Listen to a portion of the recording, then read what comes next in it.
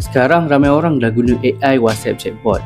Tapi soalan sebenar dia, AI tu boleh close WhatsApp ke? Atau cuma bagi jawab FAQ je? Sebab sekarang ramai dah tahu AI WhatsApp, ramai dah on chatbot. Tapi banyak yang salah guna sebenarnya. Asal dia AI je terus rasa bisnes dah boleh automate, boleh goyang kaki kan? Padahal owner sendiri tak jelas AI tu nak hasilkan output apa. AI WhatsApp tu nak apa sebenarnya? Nak bagi info je ke? Nak jawab soalan customer ke? Atau nak bawa customer sampai booking payment appointment atau quotation ke? Atau nak suruh customer tu bagi receipt terus?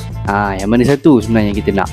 So kalau AI yang korang nak pakai tu untuk close customer, yang pertama yang korang kena faham ialah flow closing sales. Sebab AI tak boleh main jawab ikut suka. AI kita kena ajar nak bagi info ke dulu ke, nak bagi detail produk dulu ke, testimoni dulu, nak tanya soalan dulu ke, atau nak terus close sale. Flow ni tak boleh bagi bulat-bulat dekat AI. Flow ni owner sendiri tahu nak susun skrip tu macam mana. Sebab kalau kita sendiri tak expert dalam close sale, bagi AI pun AI akan memandai-mandai. Korang kena ingat yang AI hanyalah tool sahaja. Dia memudahkan kerja. Di otak sales flow tu tetap datang daripada kita. Aku akan bagi intro, detail produk, testimoni, harga, bagi nombor account bank, close terus.